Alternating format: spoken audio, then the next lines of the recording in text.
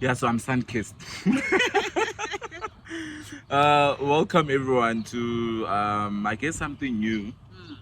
I was on a trip with my colleague Kgaugelo Gumede, and I'm Thabo Tshabalala. So we're going to take you through some of the things we experienced. Kgaugelo will go in depth in terms of what the story is, but we visited a school that did not perform well.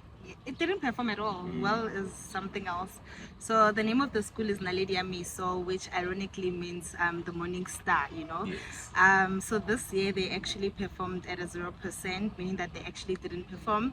And so we obviously undertook it, they took the trip and to just go and get a sense of what happened. And I mean, when a story unfolds at a national level, there's the stats, there's the numbers. Then when you go into the community, it develops in a way that you wouldn't necessarily expect, right? So one of the first accounts that we had, I don't know if you remember, we were asking for directions from some kids from a different school, and we generally asked them, so what is happening in this community with you guys? And just to take it back, like 0% for the Matric results. As you know, I think it was on Tuesday. Yes, when the Matric results came out, and they received 0%, 0%. And as we're driving in the community, as Kgaugelo was saying, we met students trying to figure out where the school is, looking at the school, and just trying to gauge and like, what type of a community is this? Yeah, I think we went there to find out about a school, but we actually learned about a community. So it kind of put into context the theory that it takes a village to raise a child. It really so does. It became much more complicated when you speak to parents, their perspective of the school and the school leadership, where they blame the teachers and the principal for their poor leadership. It's like a blaming game. Everybody's blaming somebody, yeah, right? Yeah. And the pupils themselves, especially the ones who failed, we interviewed them, and we also interviewed those that are now the current cohort of Matric. And everyone is, so the matriculants who failed are blaming the teachers, and they are also blaming a system change. So apparently there was a change in terms of the curriculum. Because of the amount of learners that are in the school, it's less than the actual cohort of a normal school. Yeah, there's less than 100 children there. There's less than, in fact, this year they're 99, I think. But what was more important, according to the district manager who we ended up speaking to, not the district, the second manager actually, it was that in order for that school to stay sustainable and stay a school, there has to be a certain number of students, learners that go there. But there are people who families that take their kids to other communities to then attend high school there, because the school itself has a history of being, it has never performed above 60%. And it's never there is a point where it got 0%. I think 2 years. Yes, there was a year previously where they actually got we need to obviously confirm that with the documents of the NCS. So that actually contributed to a decline in the population in the school. That then talks to the resources that can be allocated as per the standards. And so you find that there's less people going there. But then the community itself, the image that we get in that was painted is that they are not a people that support their kids. They are not very involved in their children's education. Two, it's a very interesting community in that not only is it isolated, it's like they're in their own little bubble. But they are also at all levels, actually, at all levels of people that we've interacted with, there's allegations of witchcraft, which is something that is rooted in their... It's actually a culture. And one wouldn't, obviously when you talk about witchcraft, we don't believe that, but... To a point where the circuit manager said that one of the challenges that she had was when she would go there, try to motivate the learners, they would actually tell her, if you put us in groups and expect us to work together, you're going to cause us spiritual problems, because someone's going to see that I'm good with life sciences, or someone's going to see that I'm good with LO, and then they will, you know what I mean? If you show that you are bright, then you must know batlo lawyer. Then the learners have fear of witchcraft. They don't share material, they don't share anything. I tried to try to talk to them to say that thing does not exist. There's no such a thing as witchcraft. If it was there, all the other communities and other schools would have seen it happen. I think the other thing that I also gauged in going to that community was the infrastructure is great, and the community did fight. They had to fight. They had to fight for the school, infrastructure to get where it is, and as you guys are seeing in the visuals, it's like the provincial government or the government has done well to provide for that school, but the system within the school, it's wrong. And also the thing of overaged students. So Kgaugelo, I think for me, the overage thing is quite concerning. To have 25-year-olds, 26-year-olds, and then you have teachers who are 29 teaching you. Yes, they're the same age, and there are scenarios that were narrated to us about how you'd find them circling them, and the teachers don't have the necessary capacity to actually disperse them or discipline them, and it's a very difficult environment to operate in, basically. Yes. One. Secondly, the teachers themselves are actually capacity. I don't mean in a sense that how we have been told is that they don't have the ability to manage the school and the learners. So the learners are out of control. And these are 5 teachers. Yes, 5 teachers. 5 when we count in the principal, but it's actually 4 teachers. So teaching how many subjects? They teaching 9. Oh my God. Yeah. And from grade 8 to grade 12. Now, you find a situation where these young people who are old for school at that level think that they have power over the teachers, right? You also hear scenarios from the learners themselves who talk about how the teachers are not teaching them properly. They don't seem to be knowledgeable. They don't give themselves enough time to teach them. It's like there's no actual passion to teach them. So it's also, if I can give you the stats that I have, I will start from grade 10. Let me just say grade 10. If you look at from 2022, so to say, in grade 10 only, the learners who were there, who are over age, we mean they are bigger than their grade. So 67% of the learners in 2022 were overaged in grade 10.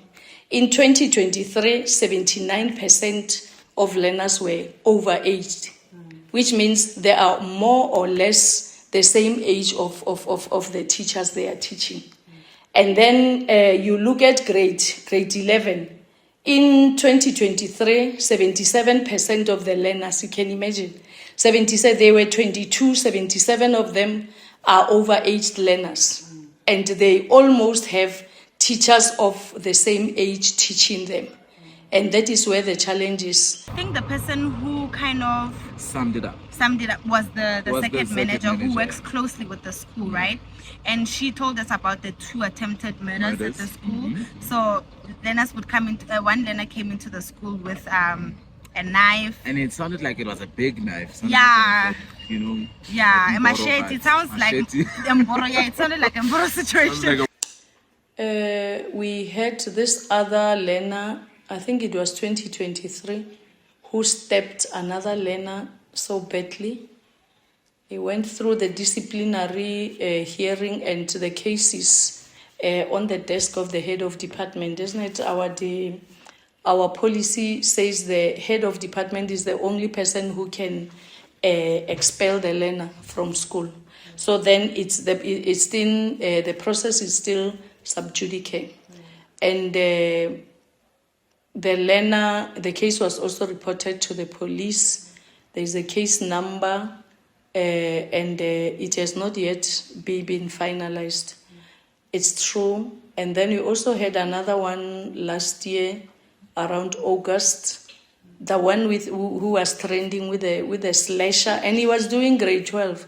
So the learners there, once one start fighting, they cheer the person up. Everybody cheers up, even if the person is going to kill the other one. Remember when we went to the house of the chairperson of the SGB, Muleferra Nala, and we get there, a woman at a mature age, like a mama, we strike a conversation where we introduce ourselves, you know, the basics. And you know, the one thing that kept coming up is that she is tired. She has a headache. She doesn't want to talk about this. And they just met the premier that morning. Yes. So she felt like she doesn't have to account, she doesn't owe anyone answers, and she has a headache and she's tired and she's done talking. But obviously eventually then she started opening up about some of the issues and challenges in the school. And then came the issue of the leadership of the school. I mean, the quite troubling information came out about the principal herself. Principal like